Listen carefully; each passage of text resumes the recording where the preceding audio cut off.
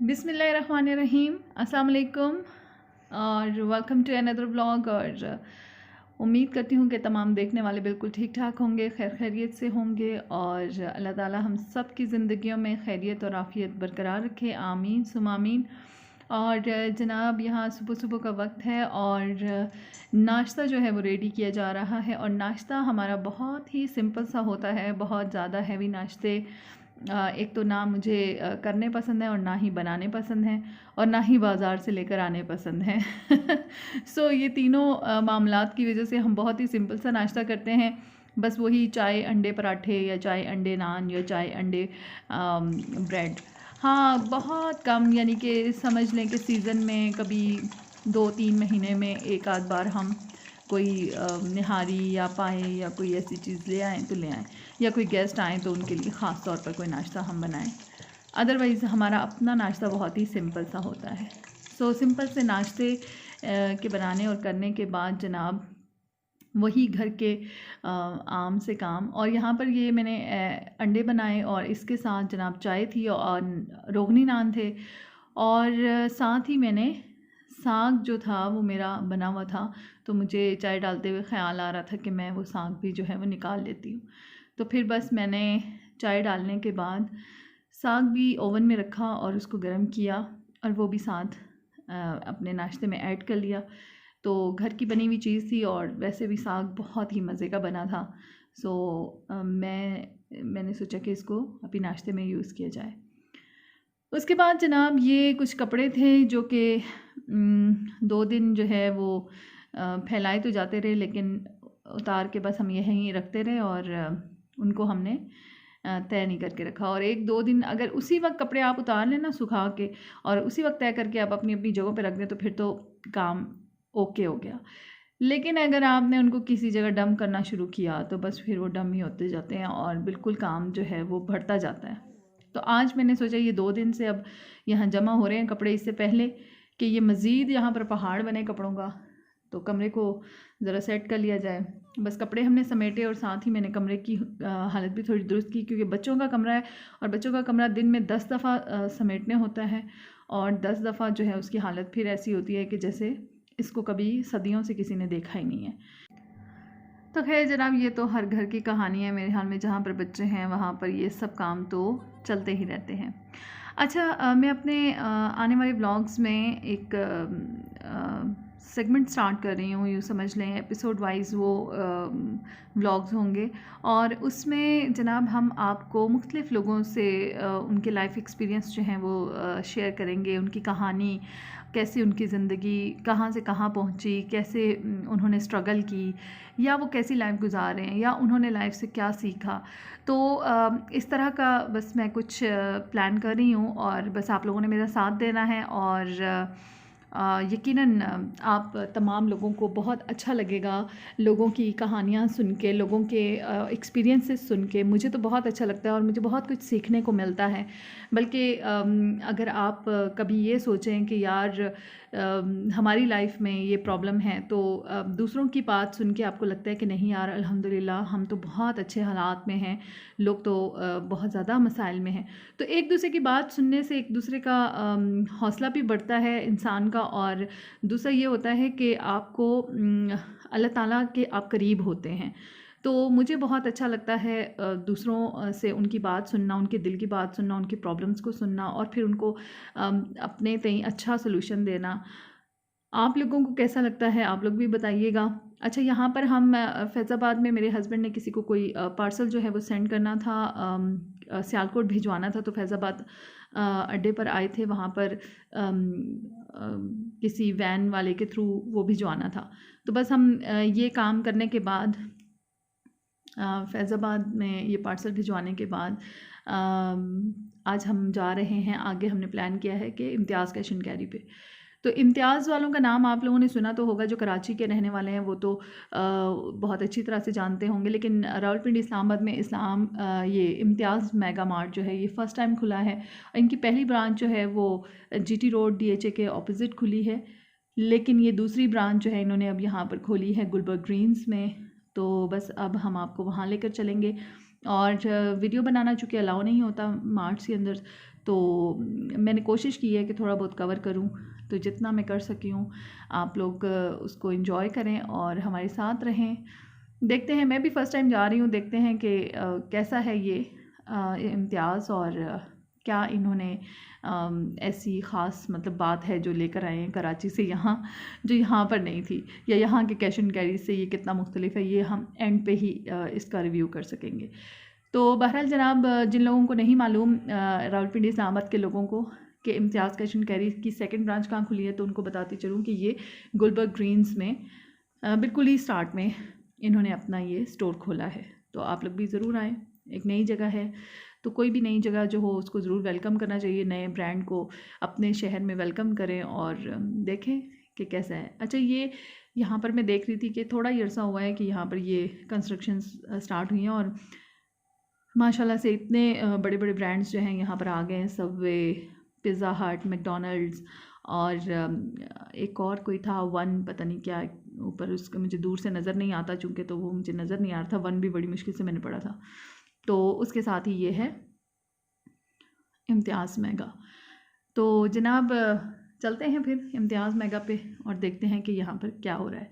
तो खैर स्टोरीज़ की जो बात करी थी, तो इंशाल्लाह मेरे नेक्स्ट व्लॉग में आप एक आध मैं स्टोरी जो है वो स्टार्ट करूँगी। स्टोरी तो नहीं है, वो रियल लाइफ होती है, बेसिकली लोगों की रियल लाइफ के बारे में, उनके एक्सपीरियंसेस के बारे में आप लोगों के साथ शेयर करूँगी और आप लोग भी देखिएगा कि लोग कैसे लाइफ गुजारते हैं और अगर हम लोगों को उसमें से कुछ सीखने को मिल जाए तो क्या ही बात है। तो साथ रहिएगा। तो जनाब चलते हैं इम्तियाज़ मेगा स्टोर पर और गाड़ी हमने पार्क कर ली और अब हम जा रहे हैं स्टोर पर। और बहुत दूर तो नहीं मिली हमें पार्किंग, नज़दीक ही मिल गई, लेकिन यहाँ पर रश काफ़ी था। हालांकि वीकडेज़ थे और वीकडेज़ में इतना रश होता नहीं है अमूमन, लेकिन रश था। और बस यहाँ पर हम एंट्री से पहले हम लोगों को हैंड सैनिटाइज़ कराए गए, जो कि बहुत अच्छी बात है।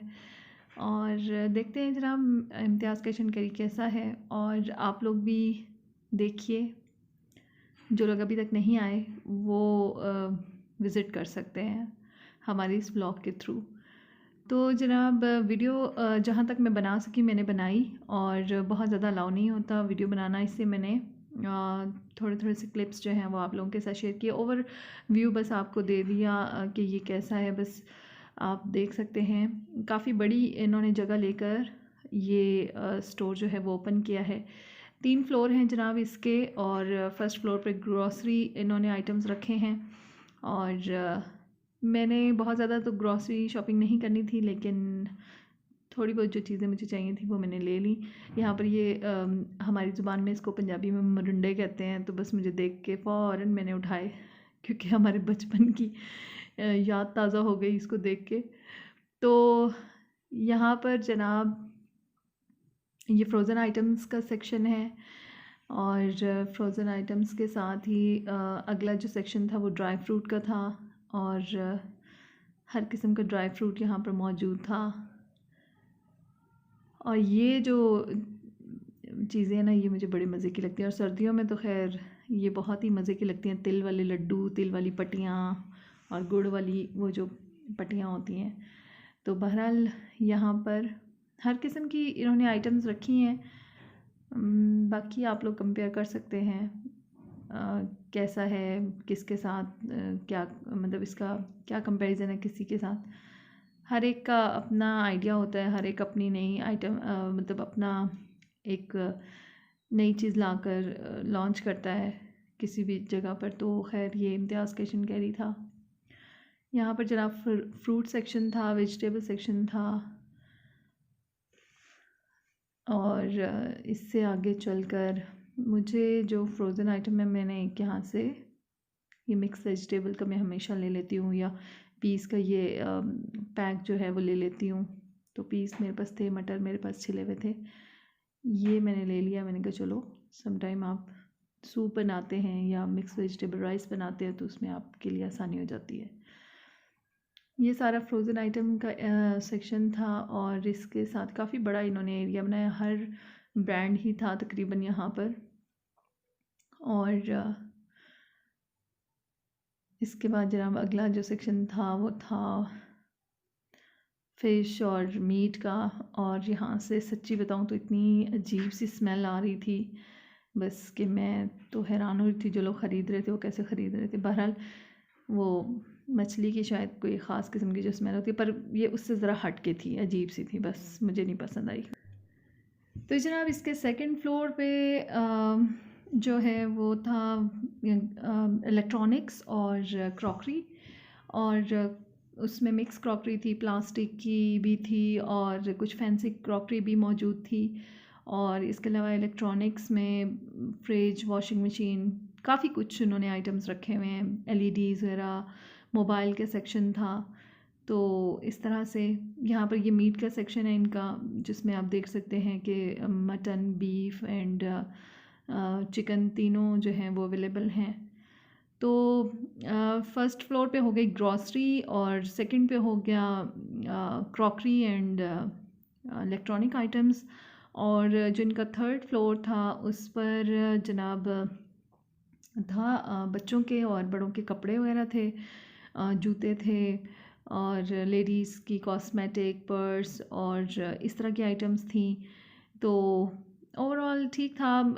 कपड़े और ये सब आइटम्स तो जैसे बाकी कैश एंड कैरीज पे होते हैं, हाइपर स्टार वगैरह पे इस तरह से ही थे, लेकिन वहाँ पर फिर थोड़ी बेहतर क्वालिटी होती है, या यूँ कह लें कि रूटीन में पहनने वाले, यानी कि घर में बच्चों को पहनाने के लिए, चले आप अगर गर्म कोई अपर लोअर लेना चाहें तो वो सब कुछ थे। अदरवाइज़ कोई बहुत ब्रांडेड चीज़ें नहीं थी, लोकल मार्केट और इस तरह से था सारा कुछ। मतलब बस वो मुझे इतना पसंद नहीं आया कि आप वहाँ से कोई मतलब ऐसी ख़ास एक्साइटमेंट वाली चीज़ नहीं थी कि आपने वहाँ से लेनी ही लेनी है।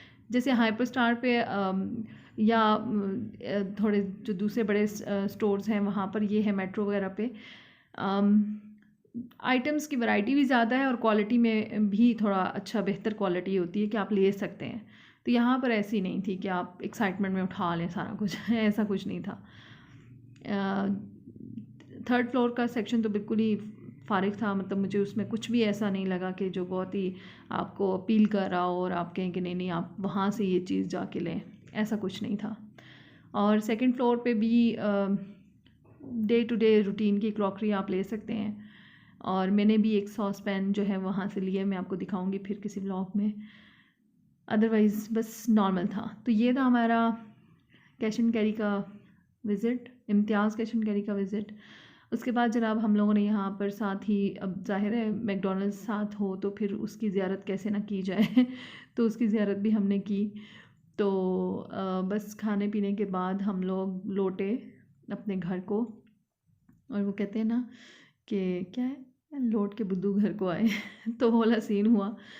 अब तो इतने थक चुके थे कि बस जी चाह रहा था कि घर जाके बस जो है वो धड़ाम से सो जाएं, लेकिन ऐसा नहीं होना था, ऐसा मुमकिन नहीं था क्योंकि इतना कुछ जो शॉपिंग की थी उसको समेटना भी था। तो शॉपिंग करना तो बहुत आसान होता है, मुझे लगता है शॉपिंग को समेटना बहुत मुश्किल है। अब तो मैं ना शॉपिंग करते हुए घबरा रही होती हूँ कि ये सब सामान जो है घर जाना है, तो लेते वक्त हाथ होला रखूँ, ये घर जाएगा और इसको मुझे समेटना है और मुझे ही समेटना है। तो अब थोड़ा सा मैं शॉपिंग करते हुए घबरा भी रही होती हूँ।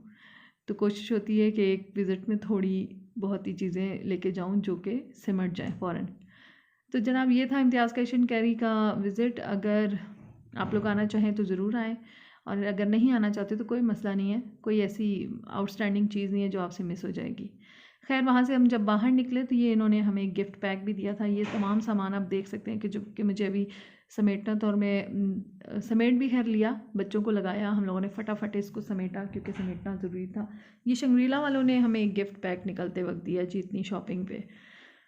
तो हम हो गए वाओ, अच्छा ठीक है। तो अभी मैं आप लोगों को दिखाऊंगी भी कि इसमें क्या है। तो जनाब ये था हमारा आज का व्लॉग। उम्मीद करती हूँ कि आप लोगों को पसंद आया होगा। ये वापसी पे हमने चाट भी ख़रीदी थी जो कि अभी हम खाएंगे। और जनाब ये इसमें क्या क्या आइटम्स हैं आप देख सकते हैं। इसमें 2 अदद इन्होंने जूस दिए हुए थे, और जूस में एक गुआवा जूस था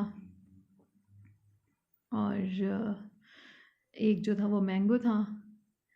इसके अलावा जनाब था गार्लिक चिली सॉस था।